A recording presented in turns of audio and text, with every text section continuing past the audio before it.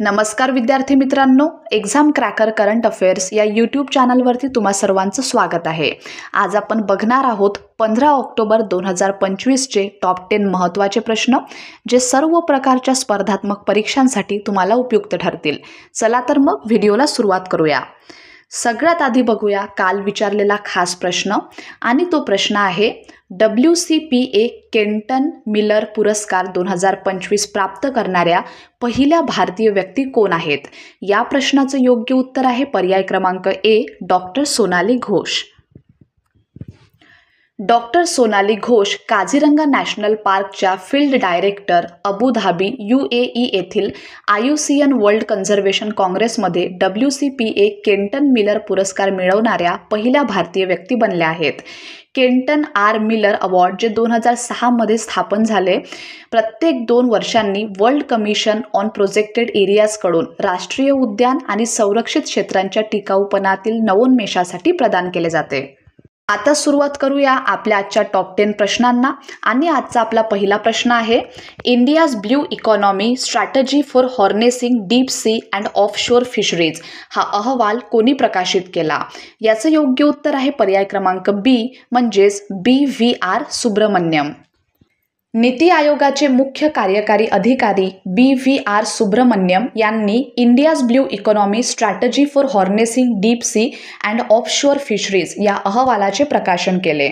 या अहवालात सखल समुद्र आणि किनारपट्टीवरील मत्स्य व्यवसायाच्या सुयोग्य प्रशासनासाठी 3 टप्प्यांचा रोडमॅप प्रस्थापित करण्यात आला आहे. पहिल्या टप्प्यात मूलभूत पाया घालणे, दुसऱ्या टप्प्यात कार्यक्षेत्राचा विस्तार करणे आणि तिसऱ्या टप्प्यात शाश्वत सखल समुद्र मत्स्य व्यवसायात जागतिक नेतृत्व प्राप्त करणे हे उद्दिष्ट ठेवण्यात आले आहे. पुढला प्रश्न, अलीकडेच जगातील सर्वाधिक श्रीमंत अभिनेता म्हणून कोणाचे नाव जाहीर झाले? प्रश्न दुसऱ्याचं योग्य उत्तर आहे पर्याय क्रमांक सी, शाहरुख खान. शाहरुख खान हे अधिकृतपणे जगातील सर्वाधिक श्रीमंत अभिनेते बनले असून त्यांनी 1.4 अब्ज म्हणजेच 12,490 कोटी इतकी निव्वळ संपत्ती गाठून अब्जाधीशांच्या यादीत प्रवेश केला आहे. त्यांची संपत्ती विविध उत्पन्न स्रोतांपासून निर्माण झाली आहे, जसे रेड चिलीज एंटरटेनमेंट या निर्मिती संस्थेतील मालकी हक्क, कोलकाता नाईट रायडर्स या IPL संघातील भागीदारी, फायदेशीर जाहिरात करार तसेच धोरणात्मक स्थावर मालमत्ता गुंतवणुकीमुळे त्यांनी ही संपत्ती उभारली आहे. पुढला प्रश्न, ब्रह्मपुत्रा नदीच्या सामर्थ्यावर आधारित भारताची मेगा जलविद्युत योजना किती ट्रिलियन रुपयांची आहे? तर जी मेगा जलविद्युत योजना आहे ती आहे 6.4 ट्रिलियन इतक्या रुपयांची. म्हणजे प्रश्न क्रमांक 3चं योग्य उत्तर आहे पर्याय क्रमांक बी. भारताने 2047 पर्यंत वाढत्या विजेच्या मागणीची पूर्तता आणि जीवाश्म इंधनांवरील अवलंबित्व कमी करण्याच्या उद्देशाने ब्रह्मपुत्रा नदी खोऱ्यातून 76 गिगावॅट जलविद्युत ऊर्जा निर्माण करण्यासाठी 6.4 ट्रिलियन अंदाजे 77 अब्ज रुपयांच्या योजनेची घोषणा केली आहे. संबंधित राज्य आहेत अरुणाचल प्रदेश, आसाम, सिक्कीम, मिझोरम, मेघालय, मणिपूर, नागालँड आणि पश्चिम बंगाल. आणि योजना जाहीर करणारी संस्था आहे केंद्रीय विद्युत प्राधिकरण म्हणजेच सेंट्रल इलेक्ट्रिसिटी ऑथॉरिटी CEA. प्रश्न चौथे राष्ट्रीय डिजिटल लाईफ सर्टिफिकेट DLC अभियान कोणत्या कालावधीत राबवले जाणार आहे? या प्रश्नाचं योग्य उत्तर आहे पर्याय क्रमांक बी, 1 ते 30 नोव्हेंबर 2025. पेन्शन आणि निवृत्ती वेतनधारक कल्याण विभाग 1 नोव्हेंबर ते 30 नोव्हेंबर 2025 या कालावधीत चौथे राष्ट्रीय डिजिटल लाईफ सर्टिफिकेट अभियान राबवणार आहे. हे अभियान संपूर्ण देशातील 2000 जिल्हे आणि उपविभागीय मुख्यालयांमध्ये आयोजित करण्यात येईल, ज्यामध्ये 2 कोटी डिजिटल लाईफ सर्टिफिकेट्स तयार करण्याचे उद्दिष्ट ठेवण्यात आले आहे. या उपक्रमाचा मुख्य उद्देश निवृत्ती वेतनधारकांच्या जीवन प्रमाणपत्र प्रक्रियेला सुलभ आणि कार्यक्षम बनवणे हा आहे. 5वा प्रश्न आहे, गुगलने आंध्र प्रदेशातील कोणत्या शहरात जागतिक दर्जाचे कृत्रिम बुद्धिमत्ता म्हणजे AI डेटा सेंटर उभारण्याची घोषणा केली आहे? याचं योग्य उत्तर आहे पर्याय क्रमांक सी, विशाखापट्टणम. गुगलने पुढील 5 वर्षात 15 अब्ज डॉलर्सची गुंतवणूक करून आंध्र प्रदेशातील विशाखापट्टणम येथे जागतिक दर्जाचे कृत्रिम बुद्धिमत्ता डेटा सेंटर उभारण्याची योजना जाहीर केली आहे. या AI डेटा सेंटर कॅम्पसची प्रारंभिक क्षमता 1 गिगावॅट इतकी असेल आणि भविष्यात ती अनेक गिगावॅट्सपर्यंत वाढविण्याचा गुगलचा मानस आहे. ही गुंतवणूक अमेरिकेबाहेरील गुगलची आतापर्यंतची सर्वात मोठी AI हब योजना ठरली आहे. पुढला प्रश्न आहे, 2025 साली अबेल पुरस्कार कोणत्या गणित तज्ज्ञाला प्रदान करण्यात आला आहे? याचं योग्य उत्तर आहे पर्याय बी, मासाकी काशिवारा. जपानी गणितज्ञ मासाकी काशिवारा यांना 2025 साली अबेल पुरस्कार प्रदान करण्यात आला आहे. त्यांना हा सन्मान अल्जेब्रिक विश्लेषण म्हणजेच अल्जेब्रिक ॲनालिसिस आणि प्रतिनिधित्व सिद्धांत म्हणजेच रिप्रेझेंटेशन थिअरी या क्षेत्रातील त्यांच्या क्रांतिकारक योगदानासाठी देण्यात आला. काशिवारा यांनी डी मॉड्यूल्सच्या सिद्धांताची मांडणी केली, ज्याद्वारे रेखीय अपूर्णांक अवकलन समीकरणांच्या प्रणालींचा अभ्यास करण्यासाठी एक बीजगणितीय चौकट तयार झाली. अबेल पुरस्कार हा गणित क्षेत्रातील सर्वात प्रतिष्ठित आंतरराष्ट्रीय पुरस्कारांपैकी एक मानला जातो, ज्याला अनेकदा गणितातील नोबेल पुरस्कार असे सुद्धा संबोधले जाते. 7वा प्रश्न, फेअर से फुर्सत उपक्रमाची सुरुवात कोणी केली?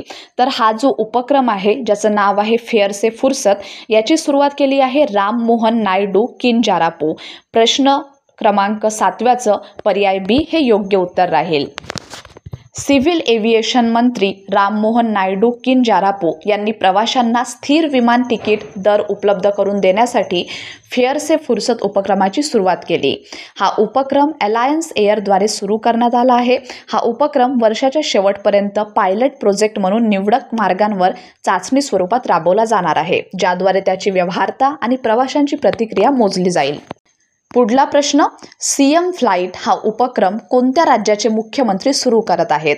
तर सीएम फ्लाईट हा जो उपक्रम आहे तो सुरू करत आहेत आसाम राज्याचे मुख्यमंत्री. पर्याय बी हे काय आहे? आपलं योग्य उत्तर आहे. मुख्यमंत्र्यांद्वारे सुरू केलेल्या सीएम फ्लाईट हा नवीन उपक्रम आसामच्या तरुणांना जागतिक करिअरसाठी सुसज्ज करण्यावर केंद्रित आहे. हा कार्यक्रम प्रशिक्षण, अनुभव, नोकरी व्यवस्था आणि मार्गदर्शन या क्षेत्रांवर लक्ष केंद्रित करून आसामच्या तरुणांना आंतरराष्ट्रीय रोजगार बाजारपेठेसाठी आवश्यक कौशल्ये आणि संधी उपलब्ध करून देतो. हा उपक्रम बेकारी, बुद्धीची पलायन म्हणजेच ब्रेन ड्रेन आणि कौशल्य विसंगती म्हणजे स्किल मिसमॅच या समस्यांचा उपाय म्हणून डिझाईन केला गेला आहे. प्रश्न 9वा, पहिला देश कोणता आहे ज्याने हेपॅटायटिस बी, HIV आणि सायफिलिसच्या बाल संक्रमणाचा त्रिगुणित नाश केला आहे? याचं योग्य उत्तर आहे पर्याय बी, मालदीव. मालदीव हा पहिला देश ठरला आहे ज्याने हेपॅटायटिस बी, HIV आणि सायफिलिस या आजारांचे आईपासून बाळांमध्ये संक्रमण नष्ट केले. हे जागतिक आरोग्य संघटनाने मान्य केले आहे. मालदीवमध्ये 95% पेक्षा जास्त गर्भवती महिलांना प्रसूतीपूर्व काळजी मिळते. तसेच HIV, सायफिलिस आणि हेपॅटायटिस बी ची चाचणी जवळजवळ सर्वत्र केली जाते. आणि आजचा शेवटचा प्रश्न आहे, वर्ल्ड स्टँडर्ड्स डे दरवर्षी कोणत्या दिवशी साजरा केला जातो? तर जो वर्ल्ड स्टँडर्ड्स डे आहे हा दरवर्षी 14 ऑक्टोबर रोजी साजरा केला जातो. म्हणजे कालच्याच दिवशी हा जो दिवस आहे तो साजरा करण्यात आला आहे. वर्ल्ड स्टँडर्ड्स डे दरवर्षी 14 ऑक्टोबर रोजी साजरा केला जातो, ज्यामध्ये आंतरराष्ट्रीय मानके विकसित करणाऱ्या तज्ज्ञ आणि संस्थांचे योगदान सन्मानित केले जाते. हा दिवस मुख्यत्वे international electrotechnical commission, international organisation for standardisation आणि इंटरनॅशनल टेलिकम्युनिकेशन युनियन यांच्या मार्गदर्शनाखाली साजरा केला जातो. 2025 ची थीम आहे a shared vision for a better world म्हणजेच चांगल्या जगासाठी सामायिक दृष्टिकोन. तर मित्रांनो, हे होते आपले आजचे टॉप 10 चालू घडामोडीतले महत्त्वाचे प्रश्न. आता आहे तुमच्यासाठीचा खास प्रश्न. तमिळनाडू राज्य पुरातत्व विभागाने तिरुमलाईपुरममध्ये अलीकडे जे उत्खनन केले ते कोणत्या प्रकारच्या प्राचीन स्थळाचे आहे? या प्रश्नाचं योग्य उत्तर तुम्हा सर्वांना कमेंट बॉक्समध्ये द्यायचं आहे.